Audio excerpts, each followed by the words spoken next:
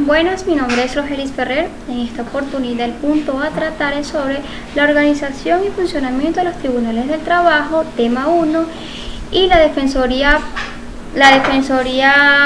del trabajo, el liticonsorcio y sus consecuencias, tema 2 de derecho procesal práctica.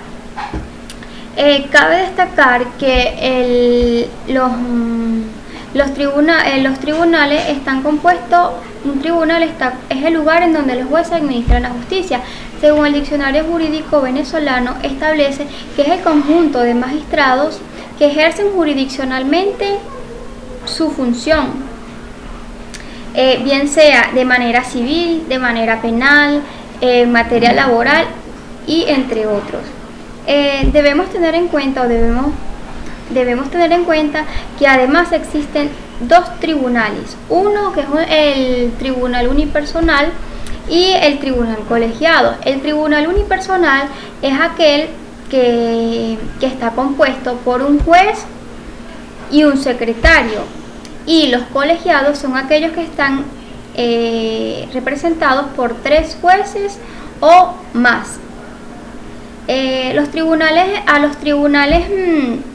del trabajo se le confía el conocimiento y fallo de los conflictos judiciales entre los trabajadores y el empleado, o por relación de trabajo, grados de instancia, apelación que abarcan las inspecciones laborales.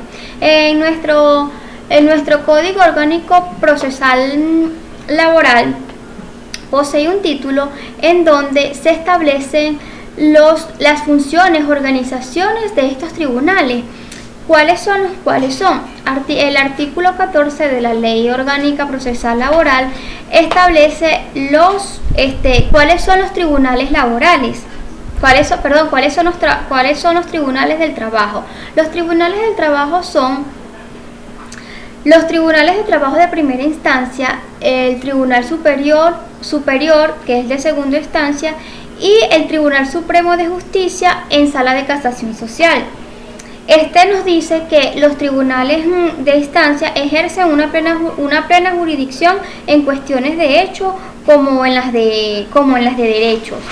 En cambio, el Tribunal Supremo de Justicia conocerá el recurso de casación y demás recursos. ¿Cómo se organiza? Según el artículo 15 de la Ley Orgánica Procesal Laboral, establece que se organiza en cada circuito judicial. El primero, como lo dije anteriormente, es el de primera instancia, que está integrado por el Tribunal de Sustanciación, Mediación y Ejecución del Trabajo, además del Tribunal de Juicio del Trabajo. Y la segunda instancia está integrado por los tribunales superiores de trabajo. Su organización y composición y su funcionamiento se regirá en esta ley o en las leyes respectivas. ¿Cómo se conocen y cómo están formados los tribunales de primera instancia? Según el artículo 16 de esta misma ley, la Ley Orgánica del Trabajo, nos dice que los tribunales de trabajo se conforman en primera instancia. Estos son unipersonales que están compuestos por un juez, un secretario y ambos profesionales del derecho. El artículo 17 nos habla que los jueces de primera instancia conocerán las fases del proceso laboral en conformidad con lo establecido en la misma. La otra fase, que es la fase de sustanciación, mediación y ejecución, estará a cargo del tribunal unipersonal y que se llama Tribunal de Sustanciación, Ejecución y Mediación y Ejecución del Trabajo. Según el artículo 18 de esta misma ley, nos dice que los jueces de primera instancia ejercerán sus funciones como jueces de sustanciación, mediación y ejecución del trabajo, y los tribunales de juicio del trabajo según sea el caso. ¿Qué conoce y cómo están formados los tribunales? El artículo 19 de esta misma ley nos establece que los tribunales superiores serán colegiados o unipersonales. Los primeros están constituidos por un juez, están constituidos por 3 jueces y un secretario. Y los segundos están constituidos por un juez, un secretario y todos los profesionales del derecho. ¿Cuáles son las competencias que se le asigna a cada tribunal? ¿O cuáles son las competencias de los tribunales de trabajo? En primer lugar, tenemos que los tribunales de trabajo son competentes para sustanciar y decidir los siguientes: los asuntos contenciosos del trabajo que no correspondan a conciliación ni al arbitraje. La segunda son las solicitudes de despido o reenganche formuladas por la estabilidad laboral, consagrada en la Constitución de la República Bolivariana de Venezuela.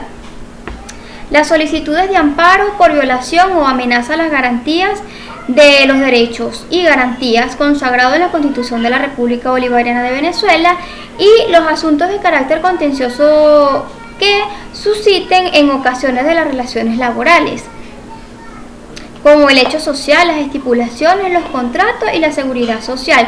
Y por último, los asuntos contenciosos de trabajo relacionados con los intereses colectivos y difusos. El artículo 30 de la misma ley establece las demandas y solicitudes que correspondrán ante el Tribunal de Sustanciación y Mediación y Ejecución del Trabajo, que son competentes por territorio. Estas van a corresponder a las mismas. Dice que se considera se considera competente a los tribunales en donde se prestó el servicio o donde tuvo donde se hubo relación laboral o donde se presentó el contrato, de tal manera que si no se cumple con lo dicho anteriormente, no se tomarán en cuenta las medidas, o sea, será anulado porque tienen que ser conforme lo establecido en donde corresponde este contrato o su domicilio. También tenemos lo que son los servicios del alguacilazgo.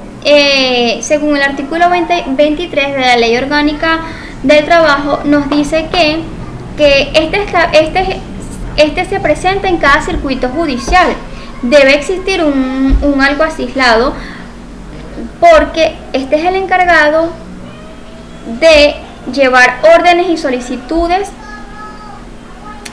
que corresponde al juez y al secretario emitir, y el alguacil es el que debe poner en práctica estas notificaciones. Para ser alguacil se necesita ser venezolano, mayor de edad y